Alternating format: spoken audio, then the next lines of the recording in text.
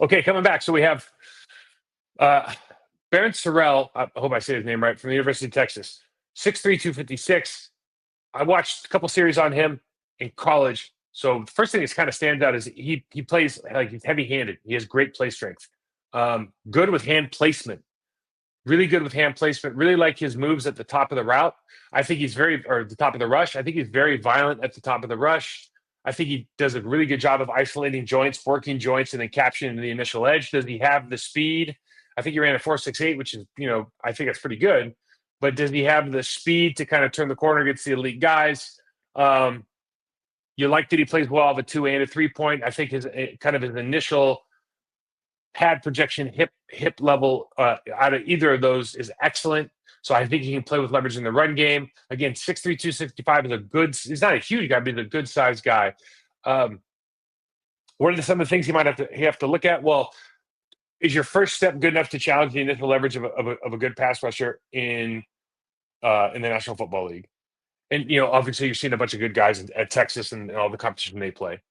And then I think as I was watching the tape, I just thought, if the Green Bay Packers, because I know we have a new D-line coach in there, and hopefully with that comes a new rush plan. If they give him better angles of departure off of the line of scrimmage, I think he's going to find more success. So what does that mean? That means that he can line up at a tight 5, a wide 5, a 7, a 9. He's going to be upfield. He's going to be angled into the hip of the tackle. Those angles of departure determine the footwork of that tackle. Can he freeze guys? Because again, once he kind of gets that pre-competition spot, he's in a pretty good position more often than not. So what I'm saying is, can we teach him how to move that up a little bit, up towards the line of scrimmage, so we can have a larger edge?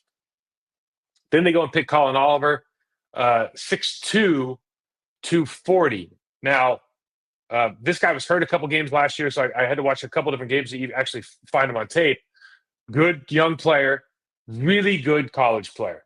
Like, just, I'm not saying he's not going to be a good pro, but he's a really good college player. 6'2", 240, undersized, uses his speed, really uses his leverage. When you just watch this guy versus tackles or guards, and I like the fact that they moved him around a little bit, particularly, being on the move pre-snap. He really takes advantage of edges using that leverage, that bend, and some of that speed. He's very, very smooth at the top of his rush. He's got kind of I don't know if this isn't a word, but a natural, like, slipperiness to him. He can get to the edge. He can really attack arms. I liked, again, that he demonstrated he was kind of like, not Micah Parsons, but the way that they used him.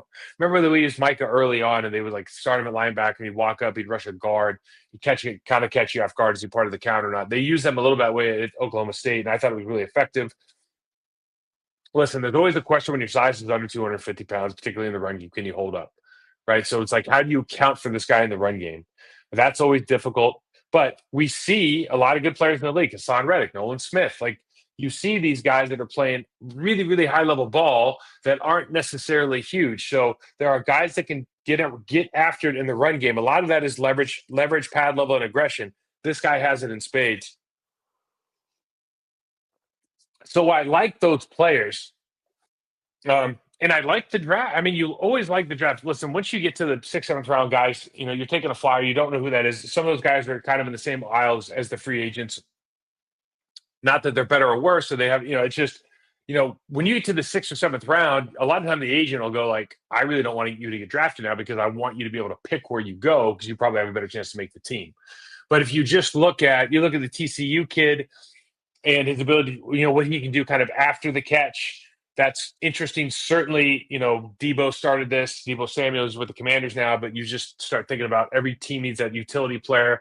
And Reed's been that for us. Now, is this another guy? Does he do similar things? Does he do them at a higher level? Like, you really don't know till you see it in a Packers uniform. But listen, with Golden, with addressing the offensive line, addressing that running back position, adding a weapon, you can just tell, like, okay, we're gearing up to score a lot of points, and we're gonna try to outscore teams, and we want to put that defense back in a position where they can run exactly what they want. Now, they picked up the kid from the D tackle from Georgia. He was a part-time starter, I think, his last year there. I honestly haven't watched tape on him, don't know a lot, but you look at these guys, and it's always interesting when you don't want, or when you don't get like an edge, like a real commanding pass rusher in the first couple rounds when it seems like it's pretty obvious that's what you need. But and then at the corner position, Jai Alexander, isn't he with coming back? We don't know what that looks like yet. I think a lot of people have changed their mind on that since the draft. I have no idea. You have a lot of good players there, but obviously you've got two guys now that are slot players. And if they're better in the slot, that doesn't mean they can't play outside. It means that they're better in the slot. And you have those three safeties. You got to put them all on the field because they're really, really good. So, with that said, let's get to the important part of this, which is our user questions. Guys, thanks for getting me on all of these. So, let me just get right to them. I'm going to go down and start. I got a lot of them here. So, what do you think of their O-line additions? Yeah, like it generally, we'll have to see how they play out. And I think the big thing is the kid they took later on. Both those guys could move into guard. Honestly, they both have decent numbers. They're not necessarily fast, but they're pretty strong. I think as you watch, if you saw the tape, then I don't know how much we like right now the bend in Belton, big in the big Escalade. I don't know how much we like the bend in him now from stance out. Is something you'll have to work on, but if you can work on that, you can certainly. I mean, listen, there's a presence I talked about on the film. There's a presence that you get at 336 pounds that you just don't get. I was playing at 295. It's just not the same, right? Do you think that Belton would end up at guard? Also, any thoughts on John Williams? I think I just hit that. Yeah, I do think. Well, listen, this is what's okay. Here's something that's really telling. So I just went to the Green Bay Packers website, okay, and Belton joined. This is off the Green Bay Packers website, this is wild to me, honestly. If they were told to do this or they weren't, I don't know. But the last statement about Belton joins an offensive line room that had 3 draft picks added last year, including first-round Jordan Morgan, who is expected to compete with Rasheed Walker at left tackle this season. If I'm Rasheed Walker, I'm going like, what do I got to do? Like, it's absolutely ridiculous. And you're always going to bring in a guy to try to replace him. But for them to put that, I mean, that's basically saying, because it's on the greenbaypackers.com website or whatever, Packers.com website, we're going to try to put this kid in for you, right now. That's not something that usually goes in somebody else's bio, which is just absolutely wild. So, yeah, we always talk about it. First-round draft picks have a lot of chances, man, and not that he doesn't deserve one, but that didn't feel right at all. That did not feel right at all. So, with that said, I think he could probably end up a guard. He plays out of a 2-point. He needs to be able to play out of a 3. He'd have to play a lot lower. You saw the footwork stuff we talked about in there, but really it would come down to, like, can you pad level fire off the ball? Can you be a little bit better with your hands? Which current Packers lineman would you call maulers? Ooh, I think. Well, let's address that first. I don't think any, if I'm being honest. I think that the boy, that's a good question, and I'm not trying to be disrespectful at all. But part of being maulers isn't about being a tough guy. I didn't realize this. Somebody else, one of my guys, actually told me this. I was like, hey, we need to get you kind of get paid to be a good pass rush or pass pro guy, but you kind of get famous for being a good run blocking guy. And he was like, what makes you a good run blocking guy, right? I go, finishing. He goes, yeah, but I can finish. I go, And he goes, well, you're in good shape. He goes, if you're in good shape, you never get tired. You can finish the block longer. If you're tired all the time, then you can't finish. And I guess that makes sense. So maybe the question is, who's in the best shape? I always felt like Sean Ryan was a guy that wanted to finish. He just had to work on his technique. He just kind of feel like he walks around with that kind of demeanor. You just, you don't see it as much, though. I don't even know if you don't. Like, we used to have a rug in front of a War Daddy rug in front of War Dogs or something in front of our locker if we had the most knockdowns for the week or the year or something. I don't know if anybody even cares anymore. I don't know.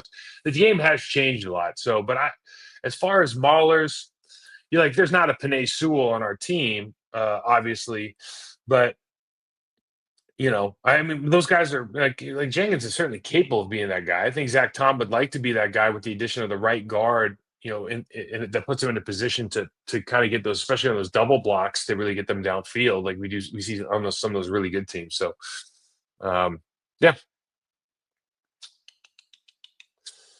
let's see here. A legit chance for Escalade to play tackle or must be moved inside. I like the pick, by the way. We need a mauler. Yep. So this guy is, if this guy's anything, he's a dude that's he's trying to get it done.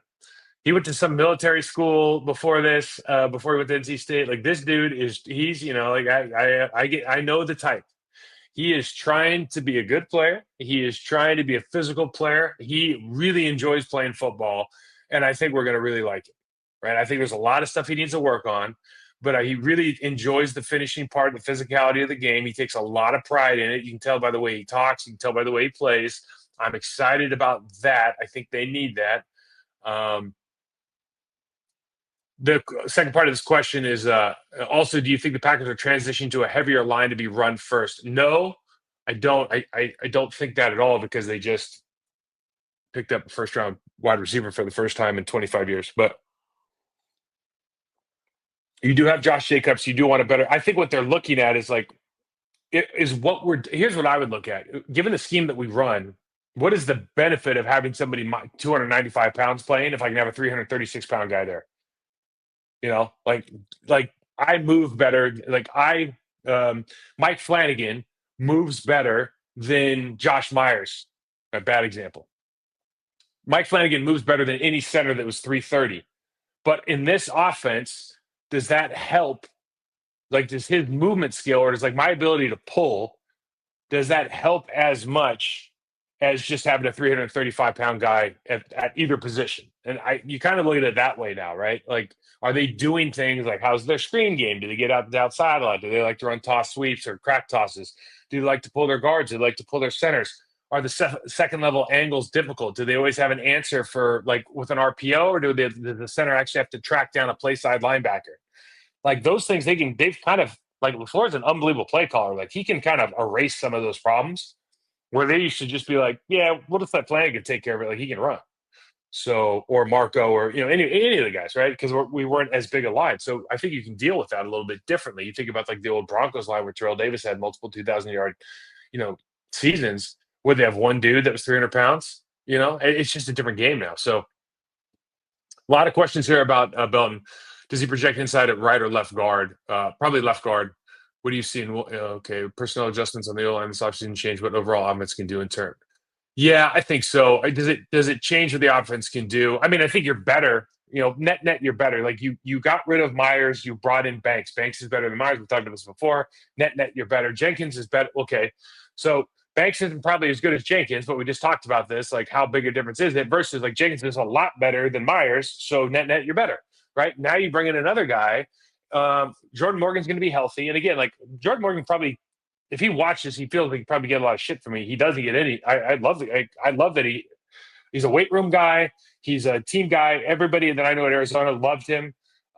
It's just you're always in this weird spot where you see guys playing well, and like this guy's going to get a shot because of where he got drafted, and it's not his fault where he got drafted. So all of that, right? So he could be a great player for this team, and he could, things could happen in the future that you really love to see him be an All-Pro. They just brought him a second-round pick, so you have expectations that this guy's going to contribute in some form or fashion, whether it's on field goal, as a backup guy in the rotation, or as a starter. There's just, now you look at it like, okay, we got maybe 7 dudes that can start on this team in the next 2 years. Like, where do they fit? But does it change what you do? I mean, you're kind of double teams, zones. You can put Zach Tom on a crack toss. You can do some fold blocking inside. You're kind of in the same spot. I think you're like a zone football team with a lot of play action. It's still a really offensive line friendly deal. Are the Packers changing the type of lineman they draft for this pick out of their normal thresholds? Absolutely. Like, this guy is a different sized human. You'll see that when you see him on film, 6'6", 336. Like, he looks different than everybody else. And he's not like, he's a big dude, but I wouldn't say, not that the other guys are, but he's not sloppy, right? He's a pretty decent look at 336 pounds. Long-term center projection doesn't look great. That is not a question, but maybe. I thought for sure they draft a high one this year. I don't know because they just brought Jenkins in, and I think they got Monk last year. I think Sean Ryan can play center. Let's see. Yeah, that's your question. Do they have another long term center? I think either one of those guys could, and quite frankly, I wouldn't be surprised. I'm still surprised they're not putting Aaron Banks at right guard. So and giving Monk a shot or Sean Ryan a shot at center. But you can see where Matt maybe prioritizes the play calling aspect of it or the identification aspect of it at center position. But I think that right guard position is open right now. I think that's an open tryout. Who's your favorite pick after round one? I actually really like the kid from Texas. Yeah, but the Escalade, just for name recognition alone, unbelievable. Uh, why the hell does Goody and whoever else think that Rasheed Walker isn't a good enough left tackle at this point? I tell you what, that is a great question, Sam. That is a great question. Same sentiment. And if they're planning for the future, I think that's fantastic too. I don't know that this guy's a future tackle. You saw it on the tape. Maybe he is. Coaching goes a long way. But yeah, it's why it says here lesser left tackle's got $20 million a year in the offseason. So if he's a free agent, he's kind of where his starting point. I don't know if I agree with that. But yeah, let's say he's worth around $20 million. And they're like, nah, we'll just pay a guy $5 million, because we have these young draft picks. That makes sense. You once said at some point the height and size doesn't allow you to bend low enough. Of course, I'm paraphrasing what you said. Do you see that with Escalade? No, he's 6'6". I was talking about Mekhi Becton, who's like, I think it's whatever time I said that. I don't know how tall he was. He was 400 pounds. So I do think at like 6'8"-ish, it's like Jonathan Ogden was a Hall of Famer, but no one's accusing Jonathan Ogden being the lowest man on the field, right? I do think at some point it becomes difficult, and obviously that depends on who you're playing against and that, their body types and whatnot and how much passing you do. But a lot of these guys, if they just practice out of a 3-point, they'll actually play out of a 2-point a lot lower. It's just for whatever reason, coaches don't make them do it. Thoughts on the D line? Hopefully improved pass rush in the draft. Another year of development for LVN and Gary. But can we stop a run against the big guns with our current interior? Had a surprisingly solid year against the run last year. Just curious if it's repeatable. Great question. Getting rid of Slayton didn't help. I didn't think. I thought it was a big loss. They didn't pick him up really in free agency of note. I know they drafted the D tackle out of Georgia. He was a part-time starter. It is Georgia, so fair enough, but not necessarily a headline grabber. I was surprised they didn't address these positions. Certainly I thought it was going to be higher in the draft. Enik Bari is always interesting from a pass rush standpoint. And then you kind of look at Collins and you go, okay, 6'2", 240, like slippery, plays with good leverage. Maybe he's a 2.0 of that a little bit. He is a little bit undersized. The Texas kid plays big time ball every week against big time players. And so he's going to have some stuff to him. But there's nobody on the tape at least that you're like, that's a game plan guy. And I always just go back to like, I would love to have a game plan. If I was a head coach or a GM, I would have at least one game plan guy on the defensive line. And I think they when they paid Gary, I think that they thought that's what he was going to be, and that's what he might be this year. But that's not what he was last year in this new defense. So we'll see. How much of a badass could Anthony Belton be moved to right guard? I think that was framed poorly, but I think that would be awesome. I think that's a legitimate chance if he gets into the 3-point. Are you excited for the Packers to finally be bringing in some smaller, quicker Ds? No, I think so. No, I think there was the Colts indoors on the old turf, right? With those two were the only pair of like small guys where you're like, holy hell, man! Like nobody, and the best spin move in the history of the game. Those guys were special. But I just generally speaking, if you're not worried at all about getting long armed, then the game really isn't that difficult as compared to what you can do to those guys in the running game. And I don't think for me, just telling you 265 or whatever the Texas kid, I don't think he doesn't look that small, right? But I like 275 a lot better. Is there an area on this team that not improved from last year? Oh, that's an interesting question. Well, running back, I don't think we added anybody, although the TCU kid, I guess, could get back there every once in a while. picked up a slot corner or maybe a starting right corner. Picked up another offensive lineman, improved there. You can just say the quarterback room will mature. Wide receiver just improved. Yeah, you got to feel good about it, right? I mean, they picked up as Isaiah Simmons, who, like, listen, I don't know if anybody remembers when he came out, but man, what an athlete. And I know, like, not everybody's going to have the greatest career. A lot of it depends on where you're at. If he was like, I think for a while, at least he was in Arizona. That place is kind of where, players go to die a little bit. So, does he play over? I don't know how that looks, but that guy's a really good, athlete that can contribute on special teams, can maybe contribute in some packages on defense like they did last year. Um, yeah, man, I think this is a better football team. I think this is a better football team. It'd be hard to say that it's not a better football team. Like, who did they lose that you're like, God damn it, I can't believe we lost that guy. I just don't see them being a person. Coming from the perspective as a fan and ex-player, which GM franchise roster build do you prefer, Thompson or Gute? Well, let's see. Thompson said that he didn't give a shit about guards in free agency, so I'd have to agree with him. And no, I don't. I don't know. I think both of them. Look, I think the way that the Packers do business. Listen, you guys don't remember this, but Jamal Reynolds was the 10th pick in the draft for, I think, Sherm, and that was probably the all-time worst first-round pick. Ahmad Carroll, um, Edwards in 1999, and Antoine Edwards. I mean, so there's been some first rounders where you're like, holy shnikes, right? Like, didn't pan out. And so I think if you looked at Goody, you said maybe some of these guys are not what you wanted them to be at that level. But there's the draft and develop. I just don't think you can draft and develop your way to a Super Bowl. I think a lot of things would have to work in your favor.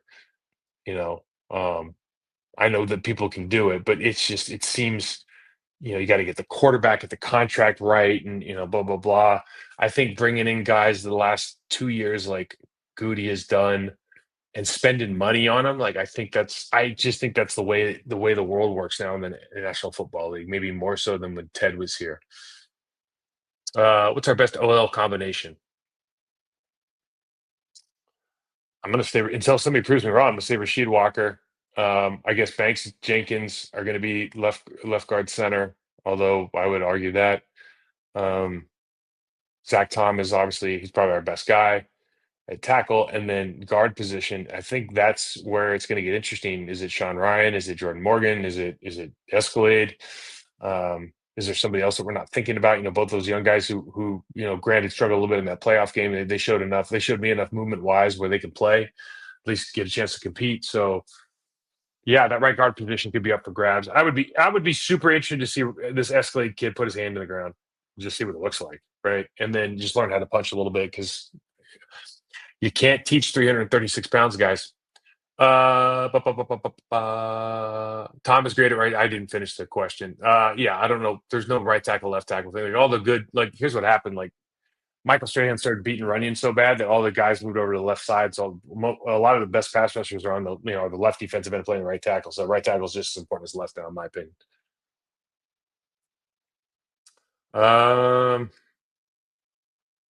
Yep.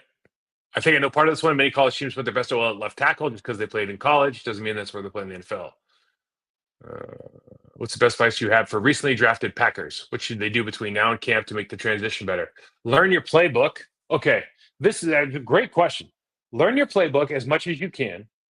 Okay, um, get yourself physically as durable as you can, and then get in this mindset of like, I might not win every time, but I'm gonna physically win every time. If you know what I mean. Like, if it comes down to it, and I got to fight or I got to scrap, like, I can do that, right? Probably talking about the trench guys, the box guys.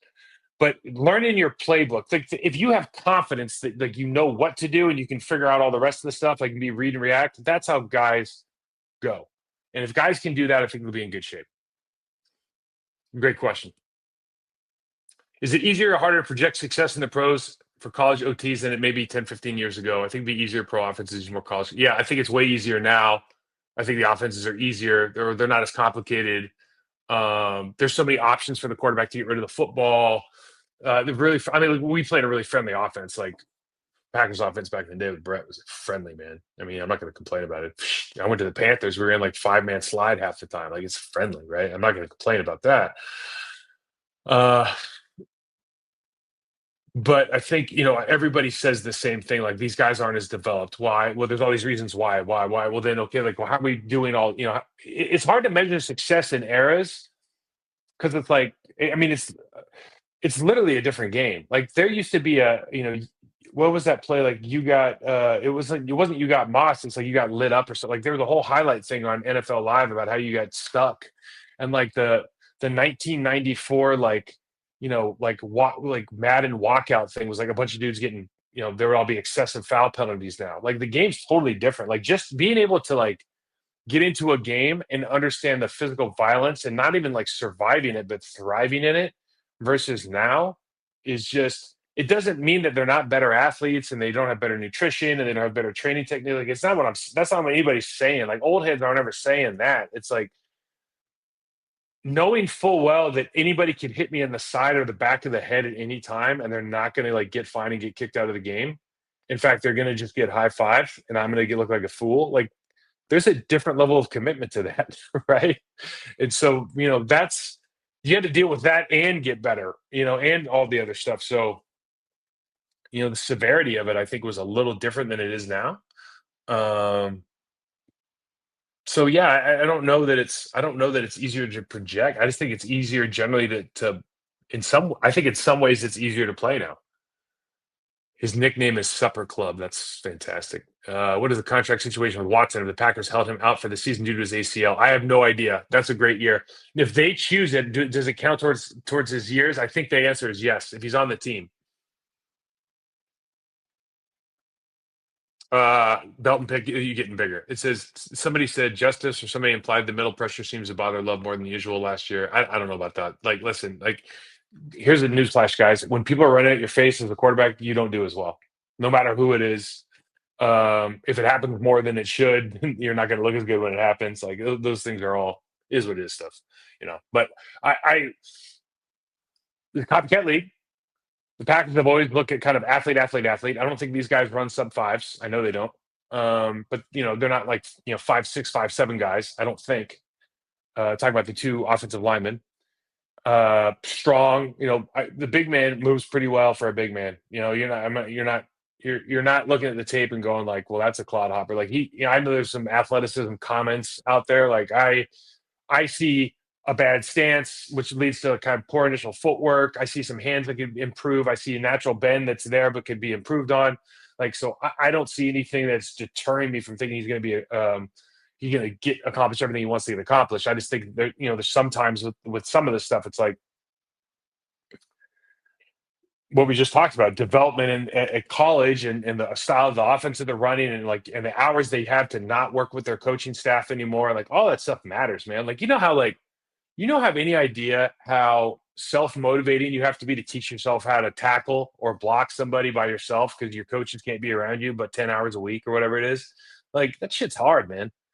It's really like it's like what are you unconscious incompetence? You don't know what you don't know. It's like who's teaching you? Like learn karate from a book, like Daniel saw, man. So tough out in the streets, guys. All right. Listen, thanks for watching. I'll be back here sooner than later. Probably not till sometime around training camp, though. If you guys got any more questions, if you get enough questions in, if something magical happens here, I'll probably do another one of these. But until then, thanks for watching. I really appreciate all of you. Find me Michael60 on Twitter, Prostitute Perform, and Instagram. Talk to you next time.